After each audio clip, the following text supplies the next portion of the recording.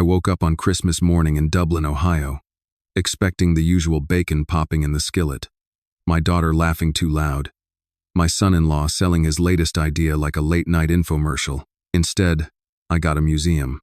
No footsteps, no wrapping paper, just the hum of the fridge and a bright white card sitting exactly where my coffee mug goes.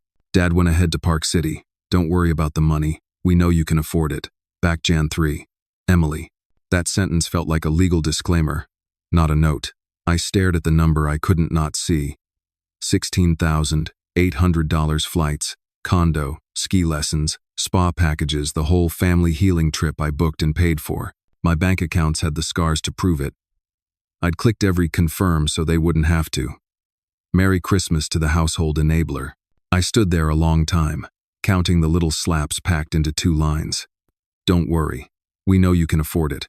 That's how toxic people talk when they've turned love into a subscription service. That's how narcissist logic works. Your boundaries don't exist if they're inconvenient. Emily? I called into the hallway, knowing there wouldn't be an answer. Doors were open, closets empty in a hurry. Tyler's dop kit? Gone. My granddog's leash? Gone. They'd even moved my spare keys off the hook, then left them like a prop, like they wanted me to see how considerate they were. My phone buzzed with a text from my neighbor Nate.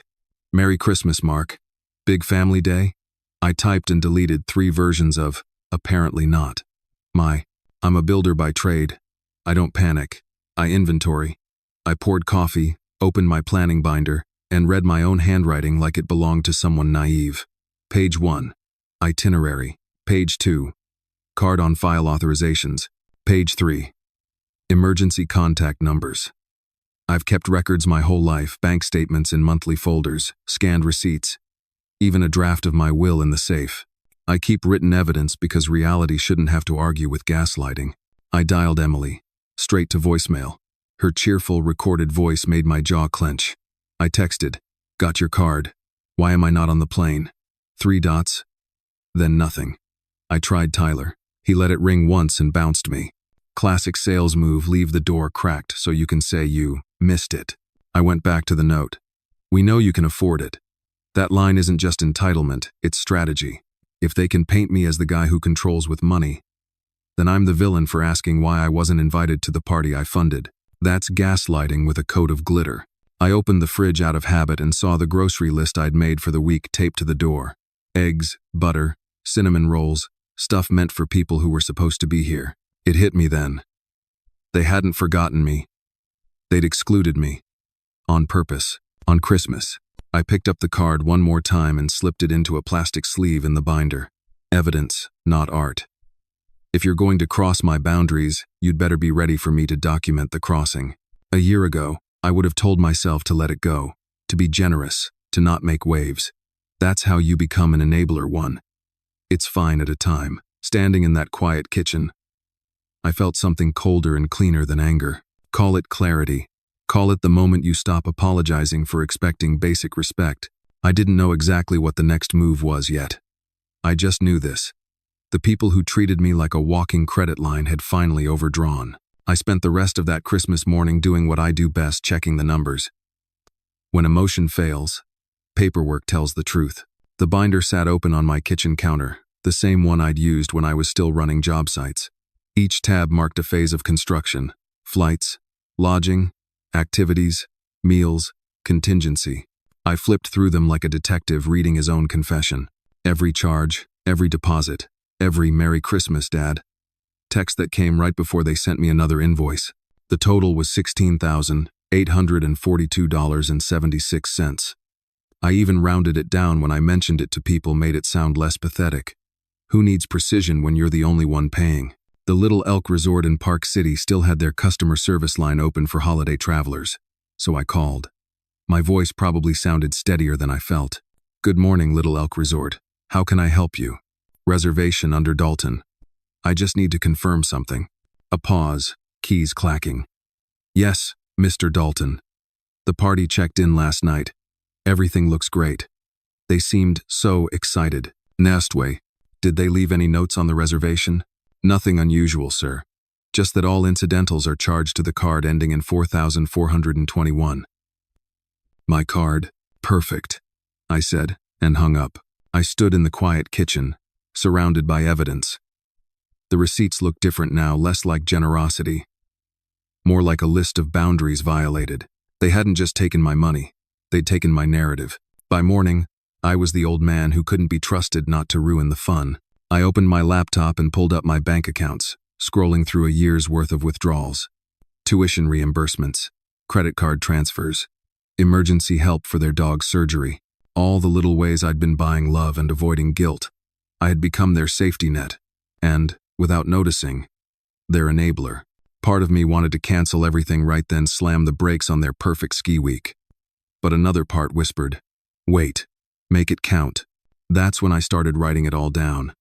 Every transaction, every message, every manipulation disguised as gratitude. Thanks, Dad, you're the best. Translation: keep paying. When I reached for my coffee, my hand brushed against the Christmas card, that little white lie folded in half. I tucked it into a clear sleeve, slipped it between the first and second tab of the binder. Exhibit A. My phone buzzed again. Nate, my neighbor, checking in.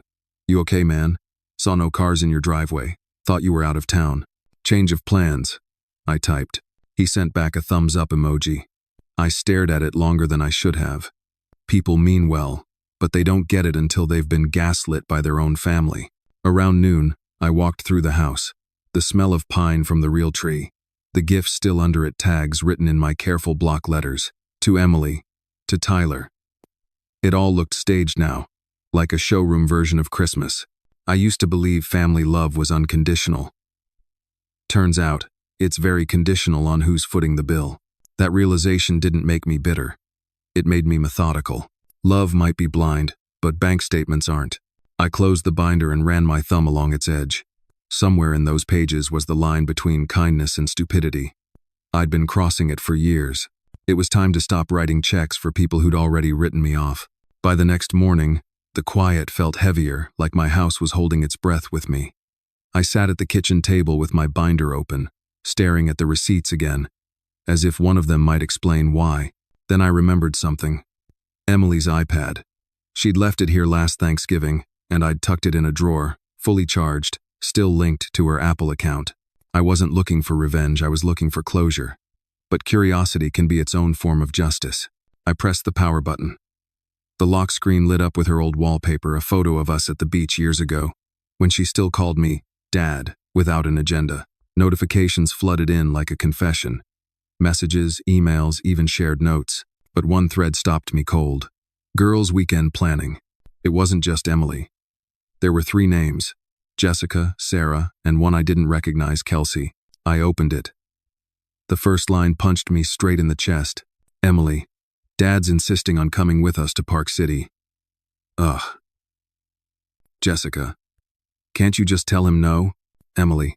You don't know my dad. He paid for everything, so he thinks he gets a vote. Sarah. Maybe he'd have fun though. Emily. Trust me. No.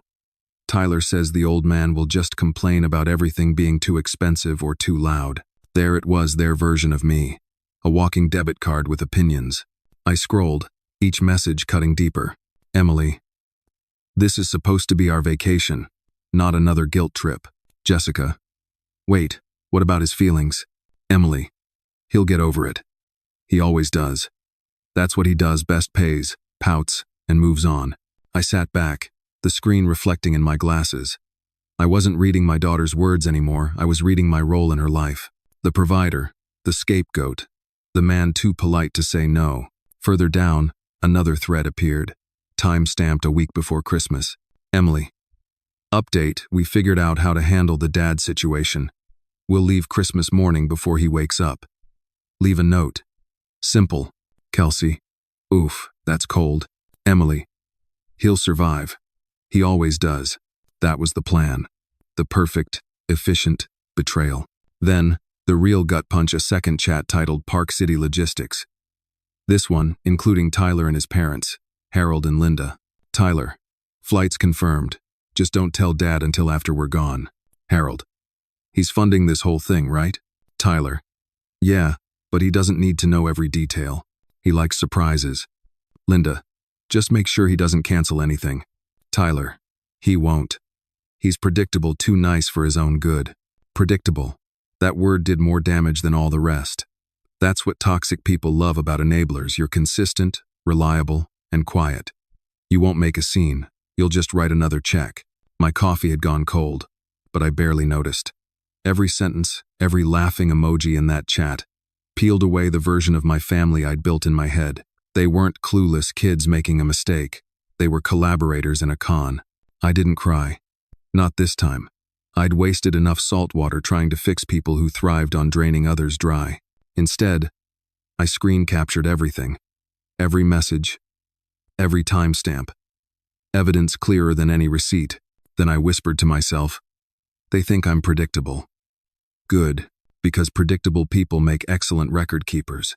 And when predictable people finally stop being nice, they become very, very dangerous to those who took them for granted. When people talk about heartbreak, they usually mean something romantic. But I swear the worst kind is parental. The moment you realize your own child has been running a long con, and you've been financing it. By the second day after Christmas, I'd stopped pacing and started planning. Rage burns fast, but strategy lasts longer. So, I called my lawyer. Her name was Ava Morales, sharp voice, sharper mind. She'd handled the sale of my contracting business a few years back, and I trusted her more than most family members. When she picked up, I skipped the pleasantries. Ava, I need legal advice today. Family matter. Uh-oh, she said. That tone sounds like someone crossed a boundary. They did worse than that, I told her, and walked her through the entire fiasco. The abandoned Christmas morning, the stolen vacation, the group chats, the receipts. She didn't interrupt once, just listened the kind of listening lawyers do when they're already forming battle strategy. When I finished, there was a silence so long I thought the call had dropped.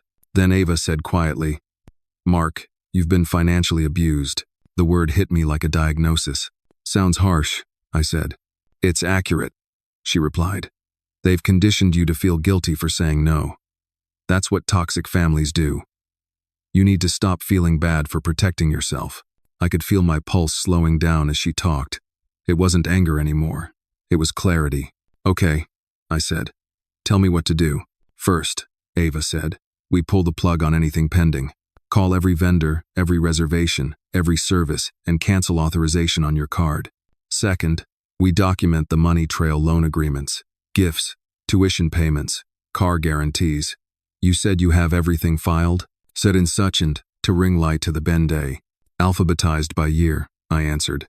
Good, that's your leverage. Third, we serve a recall on that condo down payment. You said it was structured as a loan? $82,000. Signed by both Emily and Tyler. I've got the original promissory note.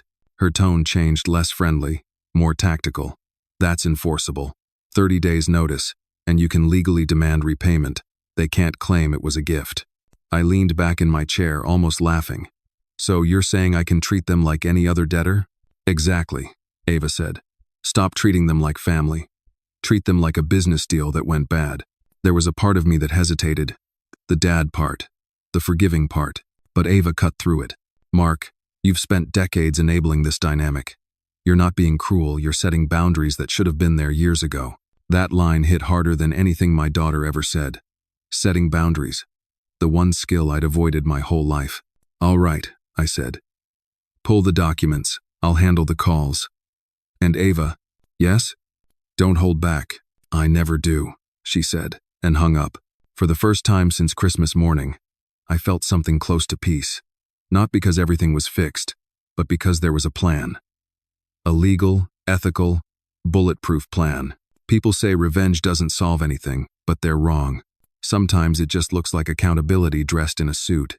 That afternoon, I opened my filing cabinet, poured myself a black coffee, and started sorting my love into folders marked evidence.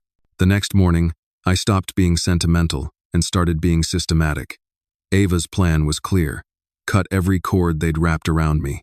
It felt almost surgical cold, precise, necessary.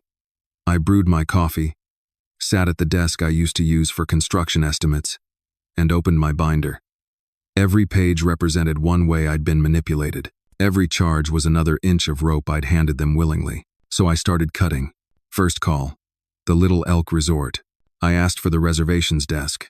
gave them my confirmation number, and requested immediate cancellation of all activities. Spa treatments, ski lessons, private dinners, the chef service. The woman on the other end hesitated. "Sir, those are premium holiday bookings. There will be significant cancellation fees." "Bill me," I said.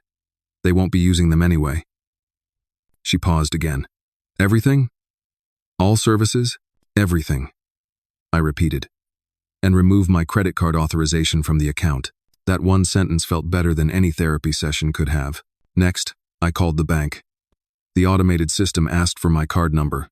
I gave it. Then, I waited for a human. "Mr. Dalton, how can we assist you today? I need to remove 2 authorized users from all my accounts, Emily Dalton and Tyler Brooks. Effective immediately. May I ask the reason for removal?" "Family restructuring," I said. "Temporary insanity has been cured." The rep chuckled awkwardly. Not sure if I was joking. I wasn't. Within minutes, my daughter and her husband went from authorized to declined. I didn't stop there. I called the auto finance company that held Tyler's truck loan. I was the guarantor, stupidly trying to help them build credit. "I want my guarantee withdrawn," I told the agent. "That will require Mr. Brooks to qualify independently," she explained. "If he can't, the loan will become callable." "Then call it," I said. Each call felt like reclaiming a little piece of myself I'd given away over the years. By noon, I'd shut down 3 credit cards, canceled 2 insurance add-ons, and removed them from my health coverage. When I finally took a break, Nate, my neighbor, knocked on the door holding a thermos of coffee. "Hey man," he said. "Heard your family skipped town. You all right?" I told him the short version. His expression didn't change much.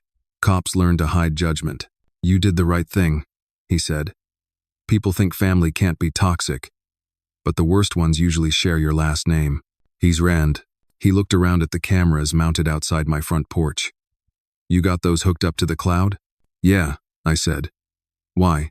"Because if they come back mad, you'll want video. Protect your peace and your property." I nodded.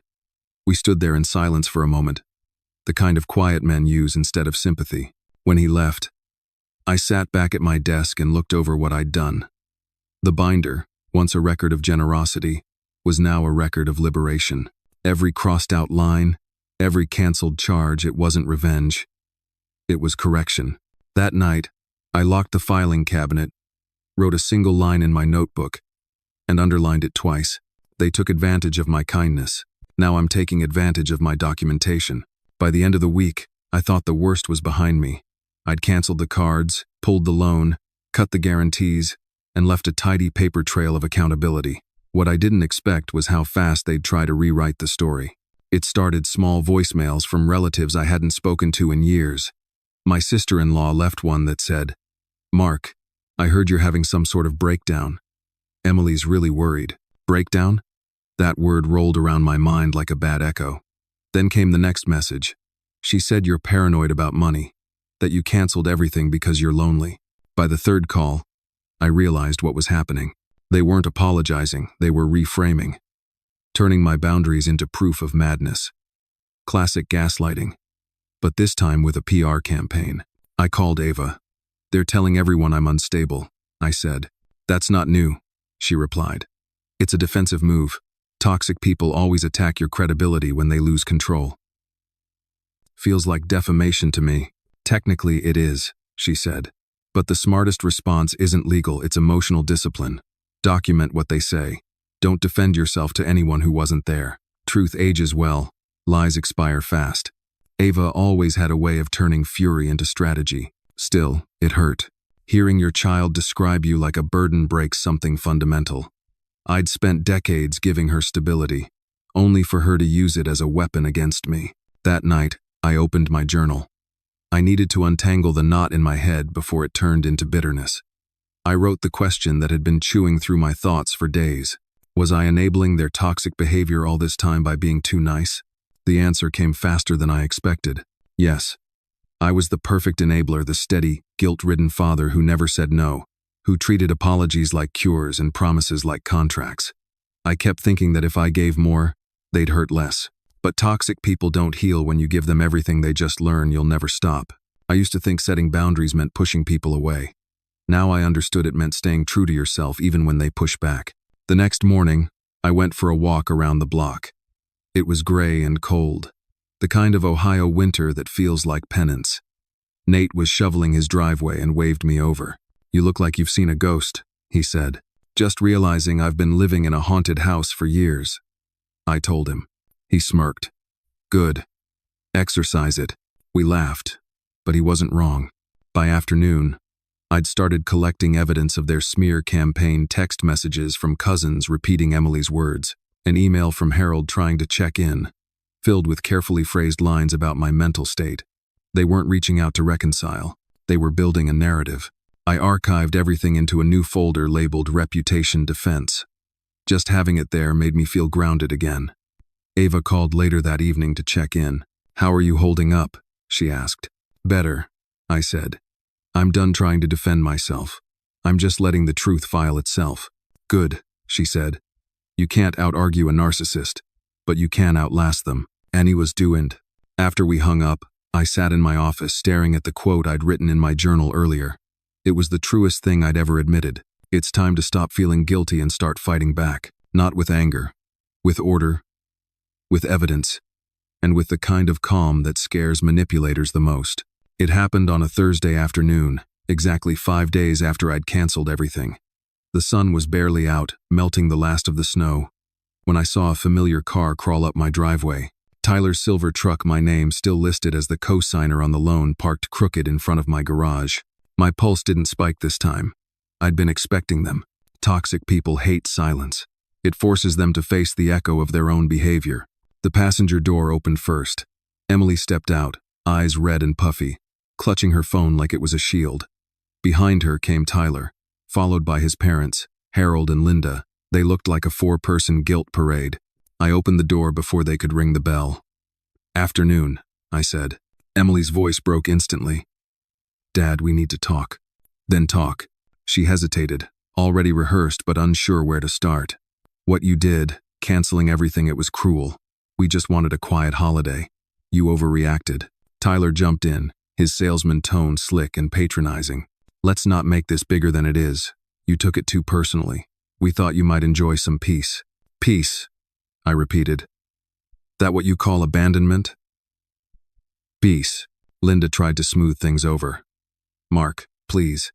We didn't mean any harm. We figured you'd rather rest at home than travel all that way." I almost laughed. "You all made that assumption after accepting a vacation I paid for?" Tyler crossed his arms. "Look, we're here now, trying to talk like adults. Can we skip the guilt trip?" The irony made my stomach turn. "Guilt trip? You left me alone on Christmas morning after I spent 16 grand planning your dream vacation. I think I've earned a little guilt." His jaw tightened. "You're acting like this is about money." "It's not about money," I said calmly. "It's about respect, a currency you all seem unfamiliar with." Emily's tears returned, strategically timed. "Dad, please. We made a mistake. But cutting us off, calling lawyers, that's extreme. You made a plan, not a mistake," I corrected. "You coordinated it in a group chat. You joked about my money, mocked me for caring. That wasn't an accident." The silence that followed was thick enough to chew. Then Tyler broke it. "You can't seriously ruin our lives over this. You're over 60, living alone. You need family." I tilted my head. That almost sounded like a threat. He smirked. "Just saying accidents happen. Houses this big get lonely." That's when my calm turned to something sharper. I gestured toward the living room wall, where 6 small red lights blinked steadily. "Wave to the cameras, Tyler. They're recording. Audio too. Every word you just said is stored in the cloud and forwarded to my lawyer." His face drained of color. "You can't record me without permission. On private property, I can record anyone who enters. Ohio law. You'd know that if you read contracts instead of ignoring them." Harold put a shaky hand on his son's shoulder. "Let's just go." But Emily lingered, whispering, "Dad, please." I looked her straight in the eye. "You taught me something valuable, Emily. People show you how much they value you by how they treat you when they think you'll forgive them." She didn't answer. None of them did. They just turned and walked back to the truck. Defeated, the sound of gravel crunching under their shoes. When the engine faded down the street, I locked the door and exhaled. For the first time, my house didn't feel empty, it felt safe. The morning after the confrontation, I woke up before sunrise. For once, I didn't feel dread, just focus. The anger had burned off, leaving something colder resolve. Ava's words kept echoing in my head. You can't fix betrayal, but you can formalize consequences. At 8 sharp, I called her office. She picked up before the first ring. I was about to call you, she said. The loan recall notice went out this morning. Certified mail, signature required. They'll have 30 days from the delivery date. Perfect, I said. Let's make it official. Already done, she replied. We'll attach your supporting documents, the promissory note, bank records, and the original transfer slips. That will close every loophole they might try to crawl through. By the time I hung up, my printer was already humming. I'd created a new folder labeled Financial Recovery, Dalton v. Brooks, and filled it with copies of every letter Ava sent. It didn't feel vengeful, it felt administrative, like correcting accounting errors that had gone unnoticed for years. The next step was the credit cards. I called the bank to confirm. All secondary users removed, the representative said. Any remaining balances are their responsibility. Good, I said. Freeze the accounts for 72 hours to prevent recharges. Just in case. Then came the vehicles. Tyler's truck and Emily's SUV were both under my name as guarantor. Ava had already sent the withdrawal forms to the lender. Without my backing, their financing would collapse. Mr. Dalton, the loan officer said over the phone, if they can't qualify independently, we'll have to repossess the vehicles. That's their choice, I replied. I just want my liability gone. By noon, everything was in motion. My entire financial relationship with them, 10 years of checks, cosigns, and blind trust, was reduced to a neat pile of legal paperwork. I ate lunch at my desk, a simple sandwich, while reading through my notes. For the first time, I noticed how clean the numbers looked when there wasn't emotional manipulation muddying them. Love and money should never share the same spreadsheet. Around 2, the phone rang again. It was Ava. They've been served, she said simply. How'd they take it? She gave a small laugh. Based on the number of calls to my office? Not well. But remember, you're not punishing them. You're enforcing a contract. I know, I said. Still feels strange. Of course it does, she said gently. Empaths always feel bad for the people who hurt them. But don't mistake discomfort for guilt. After the call, I walked to the window and watched the snow drift over my driveway. For years, I'd believed forgiveness meant letting things slide. Now I understood that boundaries were the highest form of self-respect. That evening, I organized the last folder, Support History, where I'd logged every expense from the past decade. Tuition, wedding, rent, cars, even groceries. The total came to over $500,000. Every line, a paper cut I'd ignored until the wounds became permanent. Now, each one was healed the same way it was made by paperwork. When I finally closed the binder, I felt something I hadn't in years: control. Not the kind that dominates, but the kind that protects. It wasn't revenge. It was accountability with receipts, and for once, every signature on those papers meant freedom. 3 days after the legal notices went out, the smear campaign hit its peak. It started online subtle posts on Emily's Facebook about dealing with toxic parents and finding strength through family trauma. I might have ignored it if her tone hadn't been so carefully curated. The hashtags perfectly chosen. Number healing journey. Number narcissistic parent. She'd weaponized victimhood. By evening, cousins I hadn't spoken to in years started messaging me. Mark, what's going on? Emily says you froze her accounts and left her homeless? Homeless. She was living rent-free in her in-laws' lake house last I checked. But lies spread faster than proof. I took Ava's advice and stayed quiet publicly. Let them exhaust themselves, she said. The truth works like gravity, it doesn't need help to pull everything down. Still, the silence burned. Every accusation felt like a mosquito bite I wasn't allowed to scratch. That night, I got a call from Margaret, my late wife's sister. She sounded cautious, like someone balancing between 2 versions of the same story. Mark, she said softly, I've been hearing things. They're saying you've become paranoid, that you're cutting ties because you're sick. Ah, I sighed. The character assassination phase. So it's not true? Do I sound delusional to you, Margaret? She hesitated, then chuckled dryly. Not even close. but it's impressive how coordinated they are. 3 different people called me today, same talking points, same phrasing. That's not concern.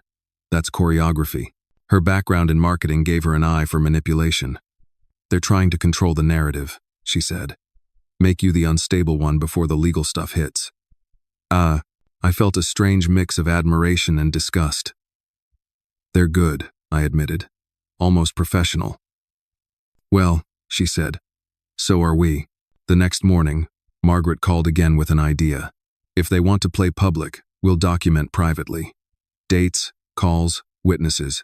You've got proof, Mark. Let's build a truth file. Sinek. Together, we spent the next few days compiling everything. Screenshots of their posts, recordings of their visits, Ava's correspondence. I even added my journal entries. It wasn't for court, it was for my sanity. Seeing the timeline laid out on paper made their tactics obvious. Every act of kindness I'd given had been followed by manipulation. Every attempt at peace had been repackaged as control. By the 4th day, the cracks in their facade began to show. Tyler's employer, who happened to be a friend of mine, called to verify the story. After hearing the real version, he quietly placed Tyler on unpaid leave. We don't tolerate intimidation, he told me, especially toward family. In that into lied. And light some sense. Then came the first public reversal. One of Emily's friends commented under her post, saying, "Didn't your dad pay for your wedding? And your apartment? This seems one-sided." The thread exploded with questions Emily couldn't answer. By morning, she deleted her account. That was when the phone started ringing again, not with accusations, but apologies. "We didn't know the whole story," an uncle said. Emily made it sound different. I just nodded and said, "I'm not angry anymore. Just done." Margaret called that evening. "Looks like their story's collapsing," she said. "I'm not celebrating," I told her. "Just breathing. Some was life. In neither." The irony wasn't lost on me. For years, they'd used my money to buy their silence. Now, they couldn't buy mine.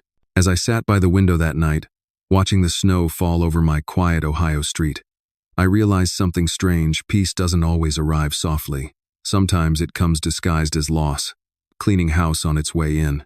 And in that stillness, I finally felt what Ava had promised me all along: freedom that didn't need forgiveness to exist. A week after the smear campaign crumbled, Ava called me to meet in person. Her tone was steady, but there was something beneath it, something she hadn't said yet.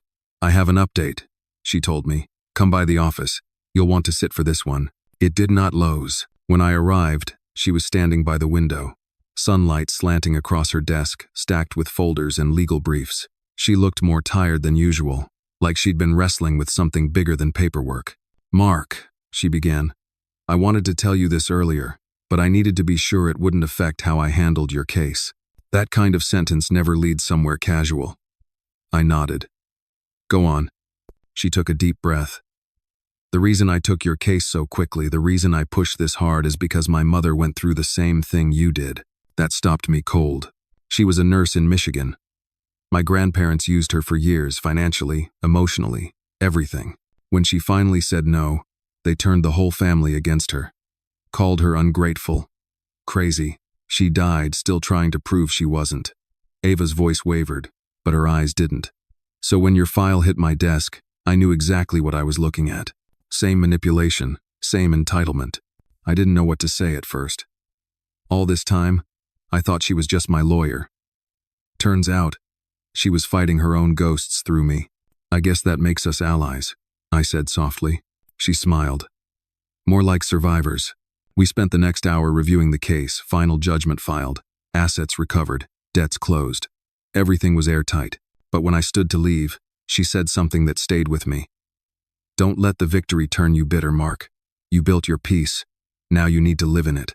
On the drive home, her words echoed louder than the hum of the tires. Live in it. That was the part I hadn't figured out yet. The following week, I got a letter, no lawyer headers, no legal stamps. Just plain paper, handwritten in shaky script. It was from Emily. "Dad, we lost everything. Tyler can't find work. Mom and Dad are living with us in a trailer now. I know we brought this on ourselves, but please, I just need a chance to fix things. Not money, just a chance to talk." I must have read it 5 times. The old version of me, the one addicted to fixing people, would have jumped at it. but Ava's warning replayed in my head. Don't mistake guilt for responsibility. So I didn't respond. Instead, I wrote my own letter. Not to them, to myself. I wrote about the years I spent thinking generosity could buy love. About how I kept mistaking control for care and enabling for compassion. I ended it with one line. Boundaries are not walls. They're doors with locks. And I finally found the key. That weekend, I met Margaret and her husband for dinner downtown. We talked about nothing serious: food, movies, travel plans. Somewhere between dessert and coffee, I realized I hadn't thought about the betrayal for hours. It no longer lived in my chest. On the way home, I passed the old post office and dropped my letter to myself in the outgoing bin. No address, no return label. Just a quiet ritual of letting go. For the first time in years, I wasn't defined by what I'd lost, but by what I'd reclaimed. My dignity, my voice, my peace. Maybe that was the final twist in all this. The story didn't end with revenge or regret. It ended with balance. And that, finally, felt like justice. Spring came slowly that year. By March, the Ohio snow had melted into muddy streaks along the sidewalk, and for the first time in months, I opened every window in the house. The air felt new, like forgiveness, but without the obligation to forget. Most mornings, I'd walk to the corner diner for breakfast. Same seat by the window, same waitress, Nancy, who always remembered my coffee order. She never asked about the family drama. She just treated me like a man whose life hadn't imploded over Christmas. That kind of normalcy was medicine. One morning, as I sipped my coffee, she asked, "You ever thought about volunteering, Mark? You seem like someone who could do some good." That idea stuck. That afternoon, I visited a local mentorship program that paired retirees with young adults aging out of foster care. The coordinator, a woman named Lydia, said, "Most of these kids have never had anyone who showed up for them without expecting something back." Her words hit me harder than I expected. That was all I'd ever wanted, to be someone who showed up without strings. Somewhere along the way, I'd confused giving with rescuing. But these kids didn't need saving. They just needed someone to listen. So I signed up. The first kid I mentored was named Brandon. 19, lanky, sharp-witted, suspicious of everyone. The first day, he said, "You one of those old guys who wants to teach me about hard work and respect?" I smiled. "No. I'm one of those old guys who's still learning it." He laughed for the first time, and I saw something in his eyes that reminded me of myself before everything got complicated, hope mixed with fear of being disappointed again. Week by week, we met for coffee, talked about jobs, life, the messy stuff no one teaches you. And in helping him, I started realizing something. I hadn't lost my capacity to care. I'd just been investing it in the wrong people. One evening, I got home to find a small envelope in my mailbox. No return address, but the handwriting was familiar. Emily again. "Dad, I heard you're mentoring now. That's good. You've always been better at helping strangers than family. I'm still angry, but I also get it now. You were trying to help in your own way. I don't expect forgiveness, I just hope you're okay." Emily. It wasn't an apology, not really. But it wasn't an attack either. It was human. Maybe that's all it needed to be. I didn't reply. Instead, I placed her letter in the same box as my financial records and legal documents. A relic of closure, not revenge, not reconciliation, just evidence that growth had happened on both sides. A few days later, Ava called. "I heard you joined a mentorship program," she said. "You're becoming dangerously well-adjusted." I laughed. "Don't worry. I'll still call you every time someone tries to gaslight me." Her tone softened. "You know, my mom never got her closure. She kept waiting for her parents to apologize. I think she died still hoping they'd see her side." "I stopped hoping," I said. And that's when peace finally showed up. That night, I sat on my porch, watching the streetlights flicker on one by one. I thought about everything that had happened, the betrayal, the legal battles, the silence that followed. For the first time, it didn't feel like tragedy anymore. It felt like evolution. Because maybe redemption doesn't mean everyone comes back. Maybe it means you stop wanting them to. As the evening breeze moved through the trees, I realized something I hadn't understood before. Revenge had been the spark. But boundaries were the fire that kept me warm. And for the first time in a long time, that warmth was enough. It's funny how quiet peace sounds when you've spent years living in emotional noise. By April, my house no longer felt like a museum of betrayal, it felt lived in again. The Christmas tree had long been taken down, the legal folders boxed away, and the silence that once felt like punishment had turned into comfort. I'd started filling my days with things that didn't involve repair book clubs, local hikes, a Thursday trivia night at O'Malley's pub. Margaret even dragged me to a community theater audition. I didn't get a part, thank God, but I helped them build sets. There was something strangely healing about working with wood again, measuring, cutting, building, like putting order back into the world one nail at a time. Ava stopped by one weekend with coffee and paperwork. She was more friend than lawyer by now. "You've officially closed every open file," she said, flipping through her binder. "The apartment case, the loan recovery, the estate revisions, it's all finalized. You're legally untangled." "Entitlement, untangled," I repeated. "That's a word I didn't realize I needed." She smiled. "It suits you. You're like a man who stopped fighting the storm and decided to build a better roof instead." She wasn't wrong. I'd spent most of my life confusing control with care, generosity with love. But what I'd learned was that real peace isn't the absence of conflict, it's the presence of clarity. Later that afternoon, I took a drive out to the lake, the same one where I used to take Emily when she was little. I hadn't been there since before her wedding. The dock was still there, the water still reflecting the same endless gray sky. I sat on the bench and pulled a letter from my pocket, not hers, mine, the one I'd written months ago and never mailed. It wasn't really a letter.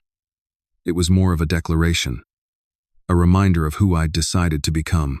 I am not a wallet disguised as a father. I am not responsible for someone else's lack of gratitude. I am allowed to say no without apology, and I will never again confuse silence with weakness.